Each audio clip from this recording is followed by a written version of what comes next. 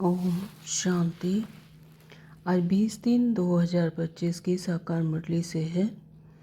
बाबा ने इसमें कहा कि इस पुरानी दुनिया में अल्पकाल क्षण भंगुर सुख है, यह साथ नहीं चल सकता। साथ में अविनाशी ज्ञान रतन चलते हैं, इसलिए अविनाशी कमाई जमा करो। बाप की पढ़ाई में तुम्हें कौन सी विद्या नहीं सिखाई जाती? बाबा ने कहा भूत विद्या। किसी के संकल्पों को रीड करना यह भूत विद्या है। तुम्हें यह विद्या नहीं सिखाई जाती। भारत में भारतवासी गाते हैं आत्माएं और परमात्मा अलग रहे बहुकाल। अब बच्चे जानते हैं हम आत्माओं का बाप परमपिता परमात्मा हमको राजयोग सिखला रहे हैं, अपना परिचय दे रहे हैं और सृष्टि के आदि मध्य अंत का भी परिचय दे रहे हैं। बाबा ने कहा अभी तो बाप बैठ समझाते हैं। बच्चे जानते हैं परमपिता परमात्मा से हम अलग हो, यहाँ पाठ बजाने आते हैं। तुम ही पहले पहले बिछड़े हो तो शिव बाबा भी पहले पहले तुमसे ही मिलते हैं। तुम्हारे खातिर बाप को आना पड़ता है। बाबा ने कहा किसी की बुद्धि में नहीं आता। बरोबर भारत में ही इनका ही धर्म था। धर्म को ना जानने कारण इररिलीजियस बन गए हैं। रिलीजन में आने से तुम्हारे में कितनी ताकत रहती है। तुम आयरन एज पहाड़ को उठाए गोल्डन एज बना देते हो। बैरिस्टर खुद पढ़ाकर आप समान बनाते हैं। यह बाबा खुद तो बनते नहीं, यह वंडर है। बाबा ने कहा जानी जाननहार का यह मतलब नहीं है कि वह सबके दिलों को बैठ जाने का कि उनके अंदर क्या चल रहा है। वह जो थॉट रीडर होते हैं वह सब सुनाते हैं, उसको भूत विद्या कहा जाता है। बाप कहते हैं मैं ब्रह्मा द्वारा आदि सनातन देवी देवता धर्म की स्थापना कर रहा हूँ। जब यह धर्म था तो और कोई धर्म नहीं थे। एक बाप के सिवाय और कोई की भी याद ना आए। एकदम लाइन क्लियर चाहिए। एक बाप को याद करने से अंदर खुशी का पारा चढ़ता है। इस पुरानी दुनिया में तो अल्पकाल क्षण भंगुर सुख है, यह साथ नहीं चल सकता। साथ यह अविनाशी ज्ञान रतन ही चलते हैं, यानी यह ज्ञान रत्नों की कमाई ही साथ चलती है, जो फिर तुम 21 जन्म प्रारब्ध भोगेंगे। तुम बच्चे अभी सद्गति के लिए पढ़ाई पढ़ रहे हो। यह पढ़ाई है ही बिल्कुल शांत में रहने की। यह बत्तियां आदि जो जलाते हैं शो करते हैं, वह भी इसलिए कि मनुष्य आकर पूछें कि आप शिव जयंती इतनी क्यों मनाते हो। यह लक्ष्मी नारायण आगे के जन्म में कौन थे? यह आगे जन्म में जगदम्बा ज्ञानेश्वरी थी, जो फिर राजेश्वरी बनती है। बाबा ने पूछा कि जगदम्बा क्या पढ़ाती हैं? राजयोग। इसको कहा ही जाता है बुद्धि योग। तुम्हारी और सब तरफ से बुद्धि निकल एक बाप से लग जाती है। बुद्धि तो अनेक तरफ भागती है ना। अब बाप कहते हैं मेरे साथ बुद्धि योग लगाओ, नहीं तो विक्रम विनाश नहीं होंगे।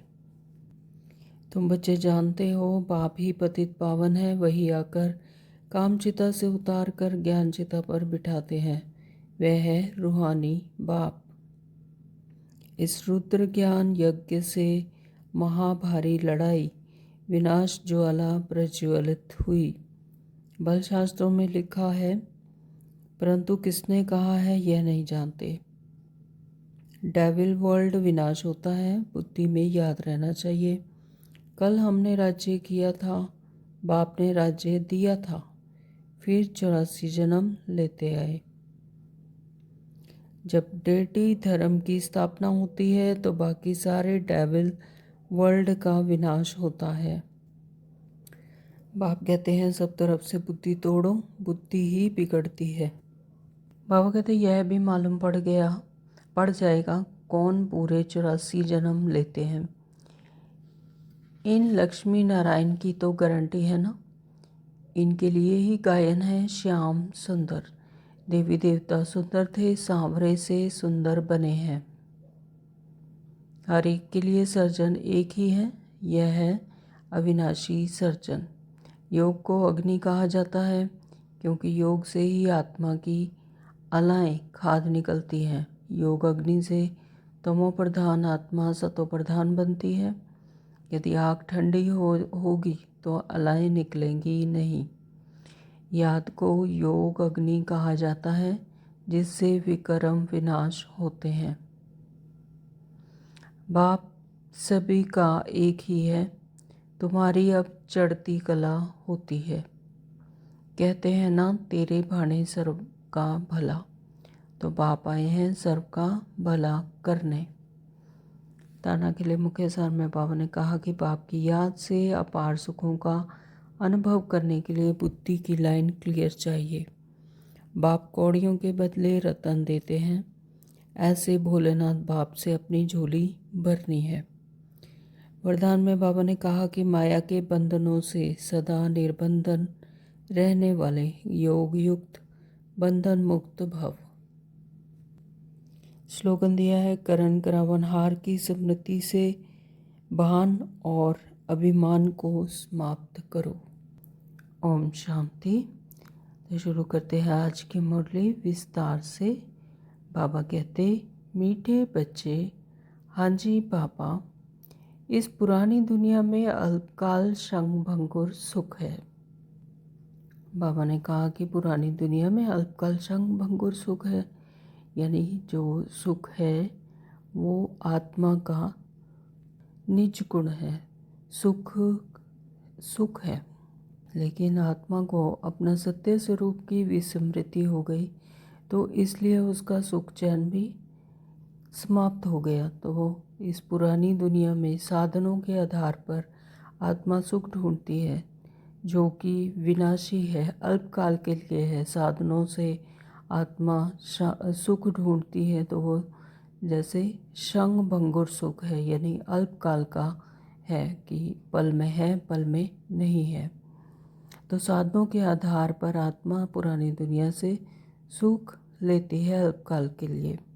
यह साथ नहीं चल सकता क्योंकि ये तो है ही विनाशी।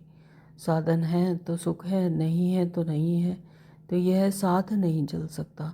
साथ में अविनाशी ज्ञान रतन चलते हैं। तो बाबा हमें संगम युग पर जो अविनाशी ज्ञान रतन देते हैं, तो वो अविनाशी ज्ञान रतन साथ में चलते हैं आत्मा के। इसलिए अविनाशी कमाई जमा करो। इसीलिए बाबा हर रोज़ हमें समझाते हैं कि बच्चे अविनाशी कमाई करो। अविनाशी कमाई करने का समय संगम युग है, तो इसको जमा करो। अविनाशी कमाई ज्ञान रतन धारण कर कर अपनी कमाई जमा करो, क्योंकि यही अविनाशी ज्ञान रतन साथ में चलते हैं और कल्प कल्प आत्मा को इमर्ज हो जाते हैं। आत्मा के साथ यह सुख मिलता है, यह कभी भी विनाश नहीं होते। प्रश्न दिया बाबा ने कि बाप की पढ़ाई में तुम्हें कौन सी विद्या नहीं सिखाई जाती है। तो उत्तर दिया बाबा ने भूत विद्या। किसी के संकल्पों को रीड करना यह भूत विद्या है। तो किसी के थॉट्स को रीड करना, उसको जानना, तो इसे भूत विद्या कहा जाता है, क्योंकि यह देह भान की विद्या है। देह में संकल्प भी कहाँ आते हैं, इस देह में आते हैं थॉट्स, तो ये देह के साथ संबंधित है। तो बाबा ने इसीलिए इसे कहा भूत विद्या। तो मैं यह विद्या नहीं सिखाई जाती। तो बाबा हमें यह विद्या नहीं सिखाते देह और देह भान की।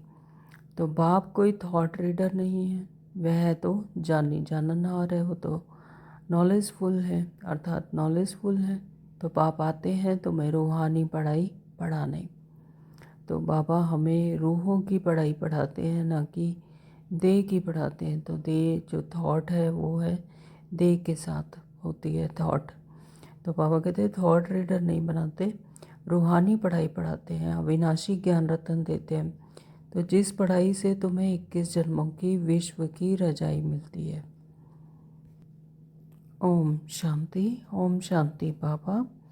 भारत में भारतवासी गाते हैं आत्माएं और परमात्मा अलग रहे बहुकाल। तो भारत में ऐसा भक्ति काल में भी ऐसा कहते हैं कि आत्मा और परमात्मा बहुत टाइम से अलग हैं।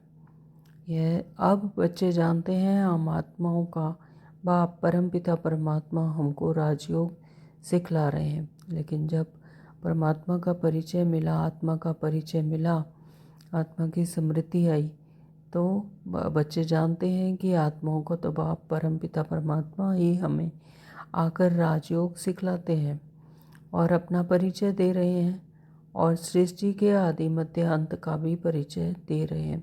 तो इस सृष्टि चक्र का भी हमें ज्ञान दे रहे हैं, अपना भी परिचय दिया और हमारी स्मृति भी जागृत की। तो कोई तो पक्के निश्चय बुद्धि है, कोई कम समझते हैं, नंबरवार तो है ना। तो यहाँ पर बच्चे कोई तो पक्के हैं, निश्चय बुद्धि हैं, लेकिन कोई उनको क्लिक नहीं करता, उनको कोई समझ में नहीं आता कि ये क्या कहते हैं, क्योंकि नंबरवार है। पापा कहते बच्चे नंबरवार हैं। तो हम जीवात्माएं परमपिता परमात्मा के सम्मुख बैठे हैं। गाया जाता है आत्माएं परमात्मा अलग रहे बहुकाल। तो बहुत समय से परमात्मा से आत्माएं अलग थी, अपने पिता से, परमपिता परमात्मा से अलग थे संतान। तो पापा कहते कि अब मूल वतन में जब आत्माएं हैं तो अलग होने की बात नहीं उठती है। यहाँ आने से जब जीव आत्मा बनते हैं तो परमात्मा बाप से सभी आत्माएं अलग होती हैं। यानी जब इस शरीर में 5 तत्वों के बने शरीर में जब आती हैं, दे लेती हैं, तो फिर परमात्मा से अलग हो जाती हैं। तो परमपिता परमात्मा से अलग होकर यहाँ पाठ बजाने आते हैं। आगे तो बगैर अर्थ ऐसे ही गाते थे, अभी तो बाप बैठ समझाते हैं। बच्चे जानते हैं परमपिता परमात्मा से हम अलग हो, यहाँ पाठ बजाने आते हैं। तो बाबा कहते कि भक्ति में चाहे ऐसे गाते थे, लेकिन यथार्थ रीति उसका अर्थ नहीं जानते थे कि कैसे अलग थी।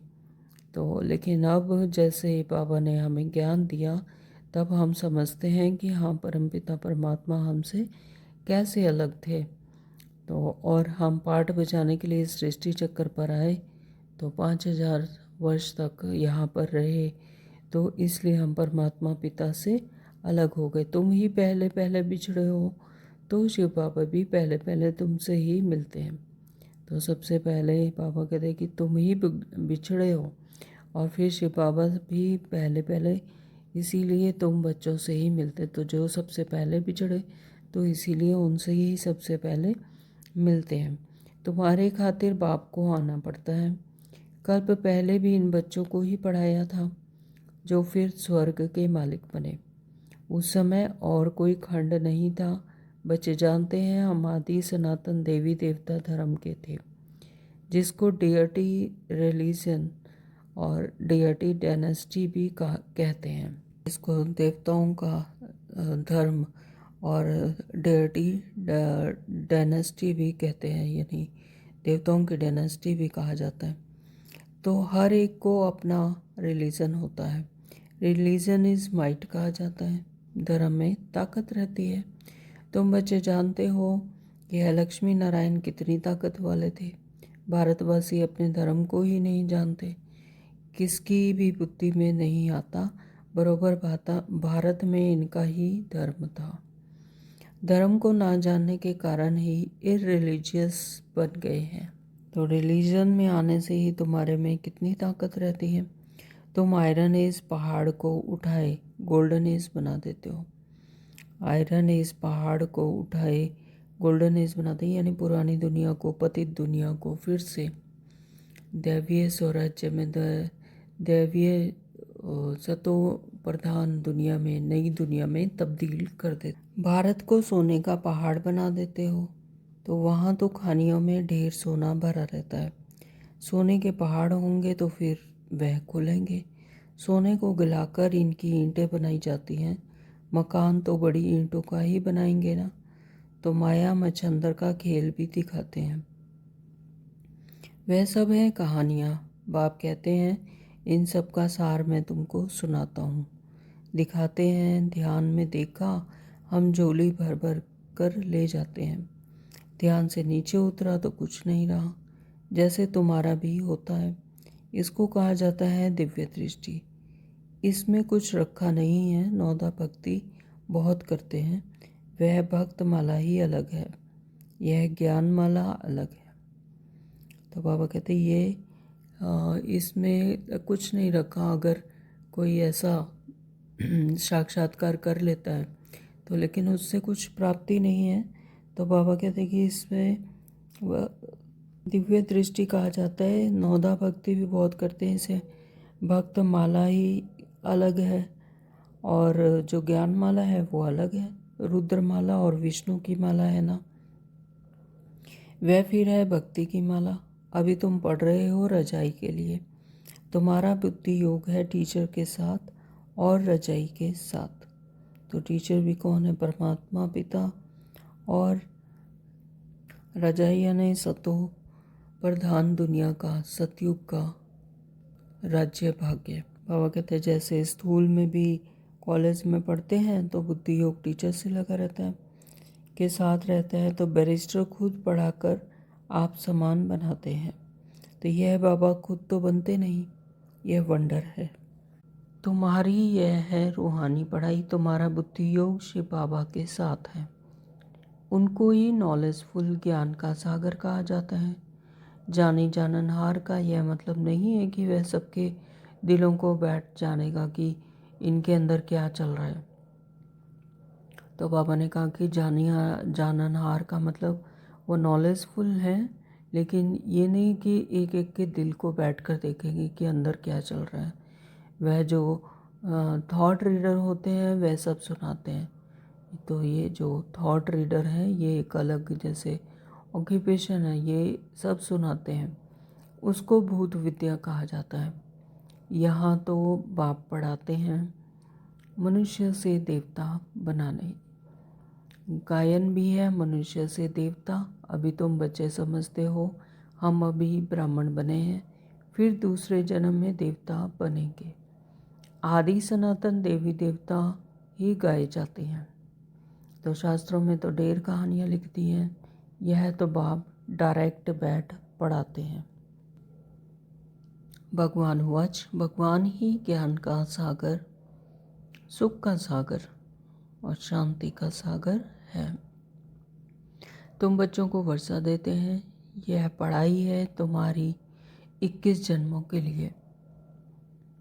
तो कितना अच्छी रीति पढ़ना चाहिए। यह रूहानी पढ़ाई बाप एक ही बार आकर पढ़ाते हैं, नई दुनिया की स्थापन करने के लिए। नई दुनिया में इन देवी देवताओं का राज्य था। बाप कहते हैं मैं ब्रह्मा द्वारा आदि सनातन देवी देवता धर्म की स्थापना कर रहा हूँ। जब यह धर्म था तो और कोई धर्म नहीं थे, अभी और सब धर्म है। इसलिए त्रिमूर्ति पर भी तुम समझाते हो। ब्रह्मा द्वारा स्थापना एक धर्म की, अभी वह धर्म है नहीं। गाते भी हैं मैं निर्गुण हारे, में कोई गुण नहीं, आपे ही तरस पे हो। तो ब्रह्मा बाबा द्वारा जो स्थापना हुई थी एक ही धर्म की, यानी दैवीय धर्म की, तो बाबा कहते वह धर्म तो अभी है नहीं। फिर गाते हैं कि मैं निर्गुण हारे में कोई गुण नहीं, आप पे तरस पे। तो यानी भक्ति में ऐसा कहा जाता है कि मुझ निर्गुण में कोई गुण है ही नहीं, तो अपने आप ही तरस करो परमात्मा। तो हमारे में कोई गुण नहीं कहते, तो बुद्धि गॉड फादर की तरफ ही जाती है। उनको ही फिर मर्सीफुल कहा जाता है। तो बाप आते ही हैं बच्चों के सब दुखों को खलास कर 100% सुख देने। तो कितना रहम करते हैं। तुम समझते हो बाबा के पास हम आए हैं तो बाप से पूरा सुख लेना है। वह है ही सुखधाम, यह है दुखधाम। तो इस चक्र को भी अच्छी रीति समझना है। शांतिधाम सुखधाम को याद करो तो अंतमति सोगति हो जाएगी। अंतमति सोगति यानी जैसी अंतिम समय में जैसी मत होगी फिर वैसी ही गति हो जाएगी। तो इसीलिए शांतिधाम और सुखधाम को हमेशा ही याद करते रहना है, सदा याद रखना है कि अंतमति सोगति हो जाए। तो शांतिधाम को याद करेंगे तो जरूर शरीर छोड़ना पड़े, तब आत्माएं शांतिधाम में जाएंगी। एक बाप के सिवाय और कोई की याद ना आए, एकदम लाइन क्लियर चाहिए। एक बाप को याद करने से अंदर खुशी का पारा चढ़ता है। तो इस पुरानी दुनिया में तो अल्पकाल क्षण भंगुर सुख है, यह साथ नहीं चल सकता। साथ यह अविनाशी ज्ञान रत्न ही चलते हैं, यानी यह ज्ञान रत्नों की कमाई ही साथ चलती है। तो जो फिर तुम 21 जन्म प्रारब्ध भोगेंगे। तो पुरानी दुनिया में जो अल्पकाल के सुख हैं तो वह तो क्या है, विनाशी, यहीं ही ख़त्म हो जाने हैं। तो साधनों के सुख से आत्मा सुख महसूस करती है अपनी विस्मृति में, लेकिन जो परमात्मा हमें अविनाशी ज्ञान देते हैं तो बाबा कहते हैं ये तो ज्ञान रत्नों की कमाई साथ चलती है और फिर 21 जन्मों तक इसकी प्रारब्ध भोगेंगे। तो हाँ, विनाशी धन भी साथ उनका जाता है जो बाप को मदद करते हैं।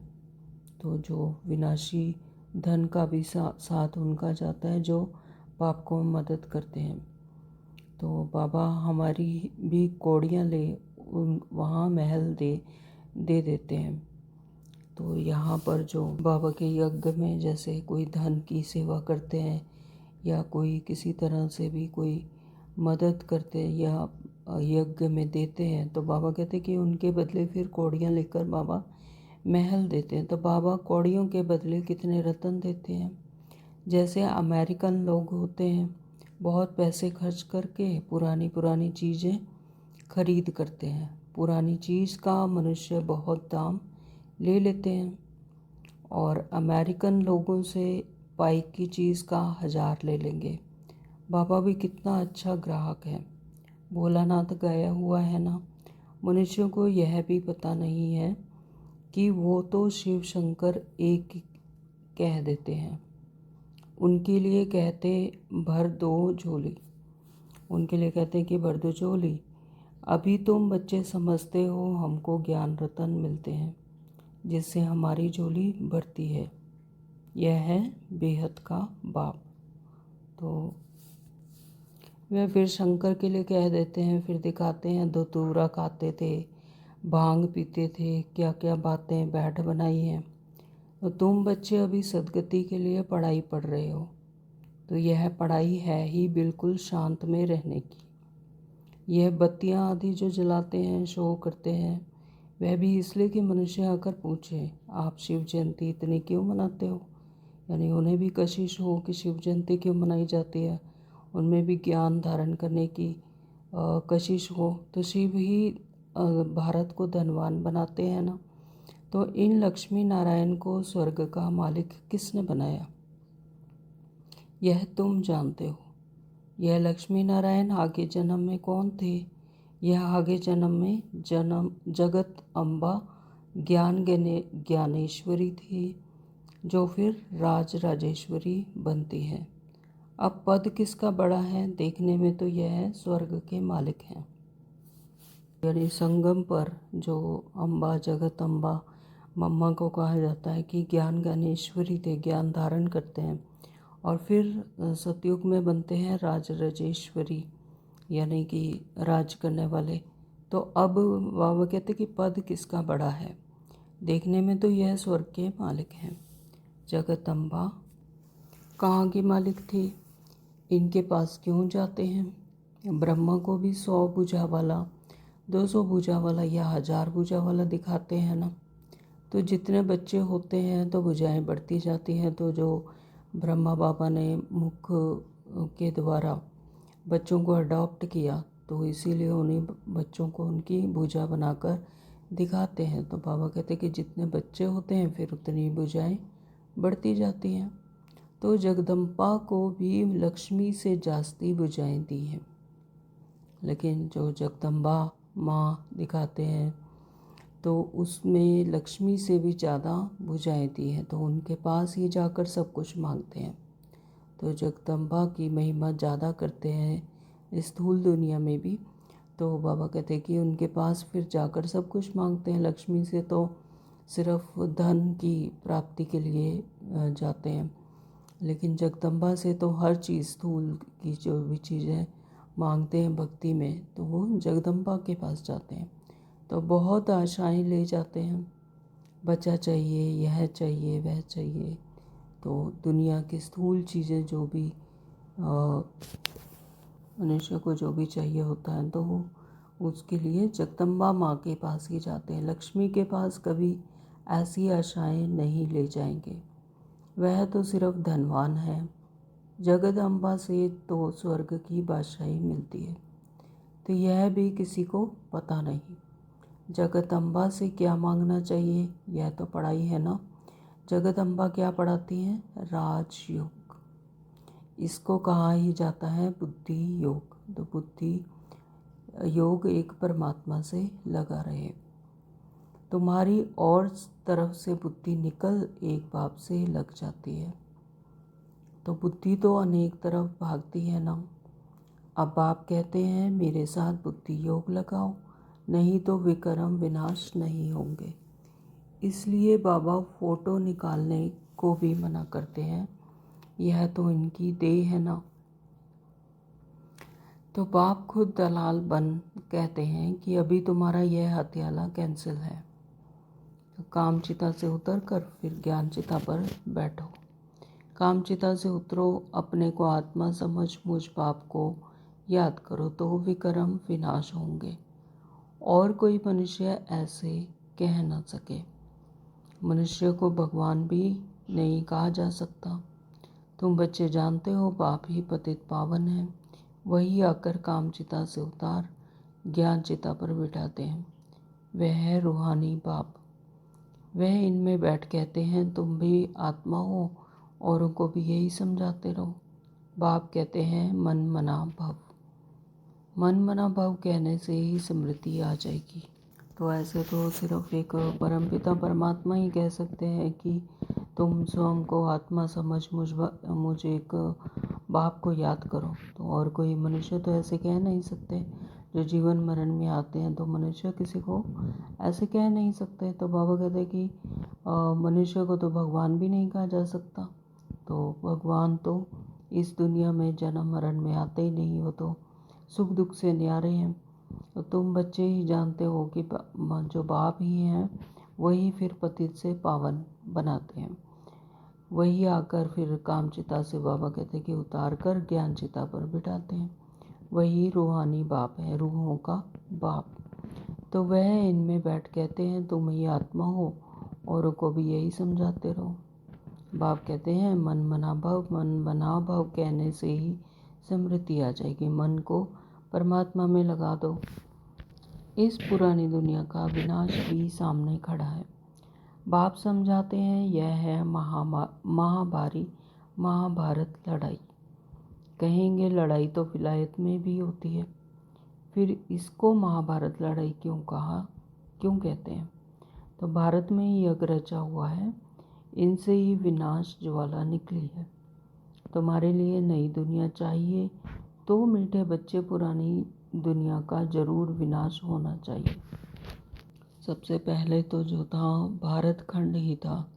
तो बाबा कहते कि महाभारत जो लड़ाई होती है वह सिर्फ यज्ञ यहाँ पे रचा हुआ है, तो इसलिए विनाश वाला इनसे ही निकली है। और तुम्हारे लिए ही नई दुनिया चाहिए, क्योंकि मीठे बच्चे पुरानी दुनिया को जरूर विनाश होना चाहिए। तो इस लड़ाई की जड़ यहाँ से निकलती है। इस रुद्र ज्ञान से ही महाभारी लड़ाई विनाश ज्वाला प्रज्वलित हुई। बल शास्त्रों में लिखा हुआ है, परंतु किसने कहा यह नहीं जानते। अभी बाप समझाते हैं कि नई दुनिया के लिए अभी तुम रजाई लेते हो, तुम देवी देवता बनते हो, तुम्हारे राज्य में और कोई भी होना नहीं चाहिए। डेविल वर्ल्ड विनाश होता है। तो बाबा कहते कि तुम ही रजाई लेते हो, तुम ही राज्य भागे लेते हो, तुम ही देवी देवता बनते हो, फिर और थोड़ी ना वहाँ पर कोई और आसुरी गुणों वाले असुर तो नहीं होंगे वहाँ पर, तो और तो कोई होना ही नहीं चाहिए। तो डेविल वर्ल्ड विनाश होता है। तो बुद्धि में याद रहना चाहिए कि कल हमने राज्य किया था और बाप ने राज्य दिया था, तो फिर 84 जन्म लेते हैं। तो अभी फिर बाबा आया हुआ है, तो ये कल्प कल्प की बाजी है। तो तुम बच्चों ने यह तो ज्ञान है, तुम बच्चों में यह तो ज्ञान है ना, बाप ने यह ज्ञान दिया है। जब डेटी धर्म की स्थापना होती है तो बाकी सारे डेविल वर्ल्ड का विनाश होता है। यह नूंद है। तो यह बाप बैठ ब्रह्मा बाबा द्वारा सब बातें समझाते हैं। ब्रह्मा भी शिव का बच्चा है, तो विष्णु का भी राज समझाया है कि ब्रह्मा सो विष्णु, विष्णु सो ब्रह्मा बनता है। तो अभी तुम समझ गए हो कि हम ब्राह्मण हैं, फिर देवता बनेंगे, फिर 84 जन्म लेंगे। तो यह नॉलेज देने वाला एक ही बाप है। फिर कोई मनुष्य से यह नॉलेज मिल कैसे सकती है? इसमें सारी बुद्धि की बात है। बाप कहते हैं कि और सब तरफ से बुद्धि तोड़ो, बुद्धि ही बिगड़ती है। तो बुद्धि ही बिगड़ती है क्योंकि सब तरफ से, इसीलिए बाबा कहते हैं कि बुद्धि को ही सबसे पहले तोड़ो। तो बाप कहते हैं कि मुझे याद करो तो विक्रम विनाश होंगे। ग्रस्त व्यवहार में बल रहो, एम ऑब्जेक्ट तो सामने खड़ी है। जानते हो हम पढ़कर यह बनेंगे, तुम्हारी पढ़ाई है ही संगम युग की। अभी तुम ना इस तरफ के हो ना उस तरफ के, यानी ना तो हम आसुरी दुनिया पुरानी दुनिया के हैं ना ही सतयुग के। अभी हम कहाँ हैं? बीच में संगम युग पर। तुम बाहर हो। बाप को खवैया भी कहते हैं, गाते भी हैं हमारी नैया पार ले जाओ। तो इस पर एक कहानी भी बनी हुई है। कोई चल पड़ते हैं, कोई रुक जाते हैं। अब आप कहते हैं मैं इस ब्रह्मा के मुख द्वारा बैठ सुनाता हूँ। ब्रह्मा कहाँ से आया? प्रजापिता तो जरूर यहाँ चाहिए ना। मैं इनको अडॉप्ट करता हूँ, इनका भी नाम रखता हूँ। तो शिव बाबा कहते ये ब्रह्मा भी है, जो ये भी मेरा बच्चा है। तो बाबा कहते कि पहले मैं इन्हें अडॉप्ट करता हूँ, प्रजापिता बनाता हूँ, फिर ब्रह्मा द्वारा तुम बच्चों को अडॉप्ट करता हूँ। तो तुम भी ब्रह्मा मुख वंशावली ब्राह्मण हो, जो कलयुग अंत में है, फिर वही सतयुग आदि में जाएंगे। तुम ही पहले पहले बाप से अलग हो, पाठ बजाने आए हो। तो जो आत्माएं अपनी हायर स्टेज पर सबसे पहले पहुंचती हैं, फिर वही पहले पहले बाप से अलग होकर पाठ बजाने आती हैं इस सृष्टि चक्कर पर। हमारे में भी सब तो नहीं कहेंगे ना, यह भी मालूम पड़ जाएगा। तो अपने अपने टाइम पर ही सभी आत्माएं उतरती हैं इस सृष्टि चक्कर पर। तो यह भी मालूम पड़ जाएगा कि कौन पूरे 84 जन्म लेते हैं। तो इन लक्ष्मी नारायण की तो गारंटी है ना। तो लक्ष्मी नारायण ने सबसे ज़्यादा पुरुषार्थ किया, सबसे पहले पुरुषार्थ किया। तो बाबा कहते कि लक्ष्मी नारायण की तो गारंटी है। तो ये सबसे पहले सृष्टि चक्र पर पाठ निभाने के लिए उतरते हैं। तो इनके लिए ही गायन है श्याम सुंदर। तो यही पहले सुंदर बनते फिर श्याम बनते हैं। तो देवी देवता सुंदर थे, सांवरे से सुंदर बने हैं। सुंदर यानी दैवीय गुणों को धारण जो करते हैं, और सांवरे यानी आसुरी अवगुणों को जो धारण करते हुए बाद में तमो प्रधानता में आते हैं। तो गावड़े के छोरे से बदलकर सुंदर बन जाते हैं। तो इस समय सब छोरे छोरियां हैं। बाबा छोरे छोरियां कहते हैं, गावड़े के छोरे से बदल सुंदर बन जाते हैं, यानी जो रावण राज्य के बन जाते हैं, आसुरी गुणों वाले बन जाते हैं, तो उन्हें छोरे छोरियां कहते हैं। तो यह बेहद की बात है, उनको कोई जानते नहीं। कितनी अच्छी अच्छी समझानी दी जाती है। हर एक के लिए सर्जन एक ही है। तो परमात्मा पिता तो सभी के लिए एक है, यह है अविनाशी सर्जन। तो बाबा एक है अविनाशी सर्जन, हर एक का सर्जन एक यही है। योग को अग्नि कहा जाता है क्योंकि योग से ही आत्मा की अलाएं खाद निकलती हैं, यानी आत्मा के जो विक्रम हैं वो विनाश होते हैं इसी योग अग्नि से, याद की योग अग्नि से। तो योग अग्नि से तमो प्रधान आत्मा सतो प्रधान बनती है। तो योग अग्नि से ही तमो प्रधान आत्मा सतो प्रधान बनती है। जब आत्मा की एक एक खाद निकलती है, अलाएं निकलती हैं, यानी एक एक विक्रम भस्म होते हैं। आत्मा जब सांवरे से गोरी बनती है तो यदि आग ठंडी होगी तो अलाएं निकलेंगी नहीं।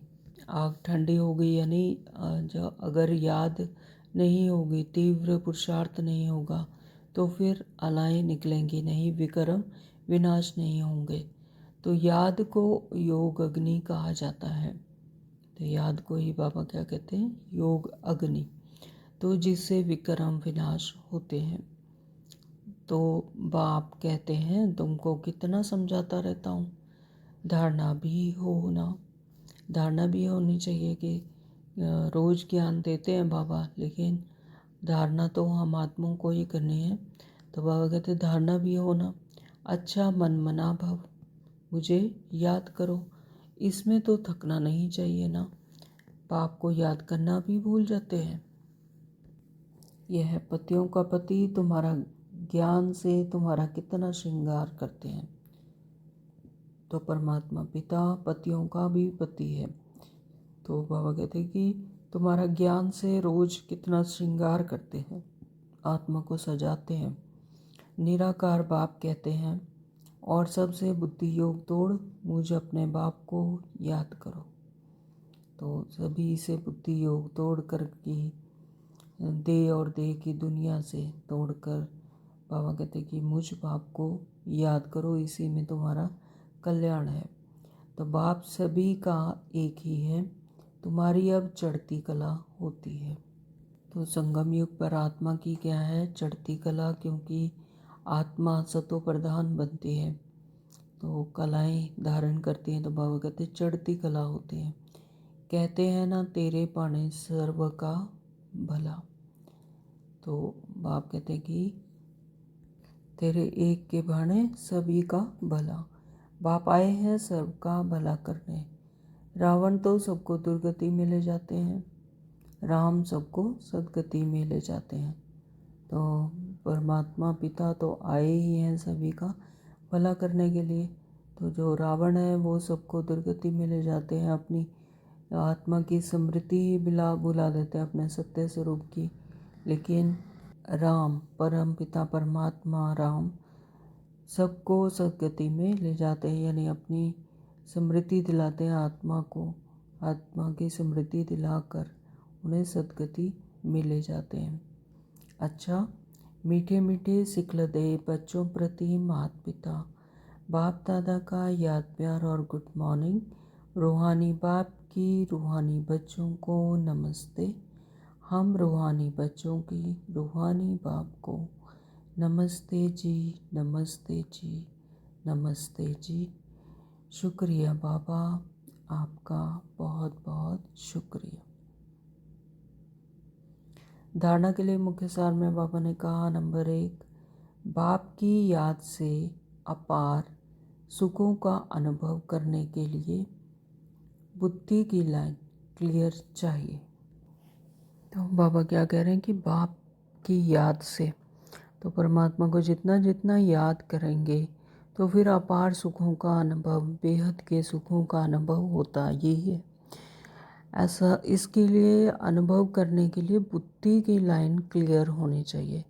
ऐसे नहीं कि बुद्धि विकारों में फंसी हुई हो, देभान में फंसी हुई हो या व्यर्थ चल रहा हो।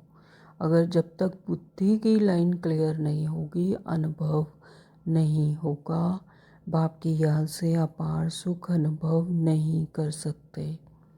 ये अंडरलाइन है कि बाप की याद की से अपार सुखों का अनुभव करने के लिए बुद्धि की लाइन सबसे पहले क्लियर होनी चाहिए। याद जब अग्नि का रूप ले तब आत्मा सतो प्रधान बने। जब याद एकदम एकाग्र होकर एक रस अचल अडोल हो तब आत्मा सतो प्रधान बने, अग्नि का रूप ले ले। नंबर 2, बाबा ने कहा कि बाप कौड़ियों के बदले रतन देते हैं। तो अभी तक हमने बाबा को क्या दिया? कौड़ियों के बदले यानी विकारों के बदले, देवान के बदले, व्यर्थ के बदले बाबा ने हमें क्या दिए? रतन दिए। बाबा ने हमसे क्या लिया? हमारे विकार लिए, देवान की स्मृति मतलब आत्मा की स्मृति जगाई, देवान को भूल कर दे और दे के संबंधों को भूल कर आत्मा समझ परमात्मा को याद किया। तो उसके बदले बाबा ने हमें क्या दिया? रतन दिए। तो ऐसे भोलानाथ बाप से अपनी झोली भरनी है। और कितना भोला है परमात्मा कि हमसे क्या लेते हैं और हमें क्या देते हैं। तो शांत में रहने की पढ़ाई पढ़ सदगति को प्राप्त करना है। शांति का पाठ पढ़ाते हैं बाबा। तो बाबा क्या कहते हैं कि शांत में रहने की पढ़ाई पढ़ सदगति को प्राप्त करना है। वरदान दिया बाबा ने, माया के बंधनों से सदा निर्बंधन रहने वाले योग युक्त बंधन मुक्त भव। माया के बंधनों से यानी कल भी बाबा ने मुरली में बताया कि मैं और मेरा से जितना छूटते जाएंगे तो माया जीत बनते जाएंगे। माया का बंधन नहीं रहेगा, माया जीत बन जाएंगे, माया के प्रभाव में नहीं आएंगे।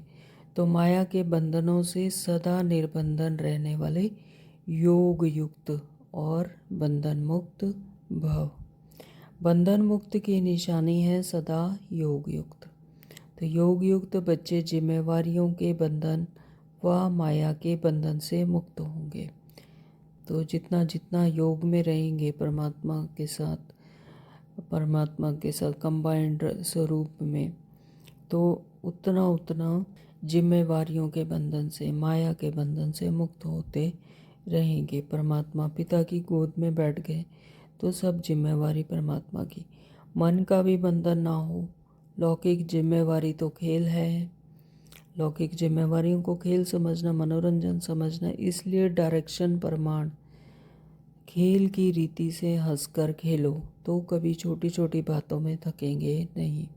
लौकिक जिम्मेवारी को भी परमात्मा की डायरेक्शन समझनी है तो उस प्रमाण समझकर उसे खेल की रीति से हंसकर खेलो तो फिर छोटी छोटी बातों में थकेंगे नहीं। अगर बंधन समझते हो तो फिर तंग होते हो। अगर उसे बंधन समझकर किसी भी खेल को खेला जाए या कोई भी लौकिक जिम्मेवारी को किया जाए तो फिर उससे तंग हो जाते हैं। क्या क्यों का प्रश्न उठता है, लेकिन जिम्मेवार बाप है, आप निमित्त हो। तो करण करावनहार परम पिता परमात्मा जिम्मेवार पिता हैं, तो आप क्या हो? निमित्त हो।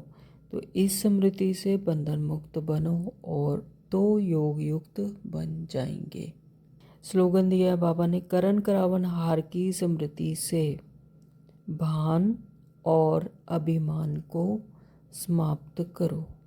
भान और अभिमान, भान यानी दे भान, मैं स्त्री हूँ, पुरुष हूँ, अमीर हूँ, गरीब हूँ, मैं माँ हूँ, बहन हूँ, या कहो कि मैं टीचर हूँ, बैरिस्टर हूँ।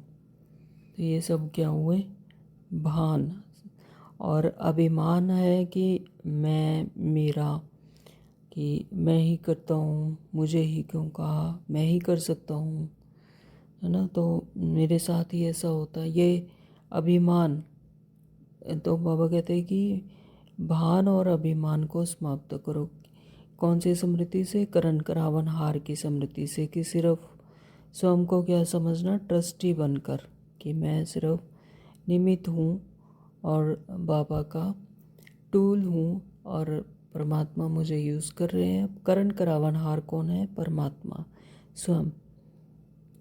करणहार करा रहे हैं और मैं आत्मा करणहार किए जा रही हूँ। तो जब ऐसी स्मृति होगी तो फिर भान और अभिमान अपने आप ही स्वतः ही समाप्त हो जाएगा। ओम शांति। अव्यक्ति चाह रहे हैं सत्यता और सभ्यता रूपी कल्चर को अपनाओ। अपवित्रता सिर्फ किसी को दुख देना या पाप कर्म करना नहीं है, लेकिन स्वयं में सत्यता स्वच्छता विधि पूर्वक अगर अनुभव करते हो तो पवित्र हो। जैसे कहावत है कि सत्य की नाव डूबती नहीं है लेकिन डगमग होती है। कहते हैं कि सत्य की नाव हिलेगी डुलेगी लेकिन डूबेगी नहीं। तो विश्वास की नाव सत्यता है, ऑनेस्टी है, तो जो डगमग होगी लेकिन डूबेगी नहीं। इसलिए सत्यता की हिम्मत से परमात्म प्रत्यक्षता के निमित्त बनो। ओम शांति। Thank you Baba.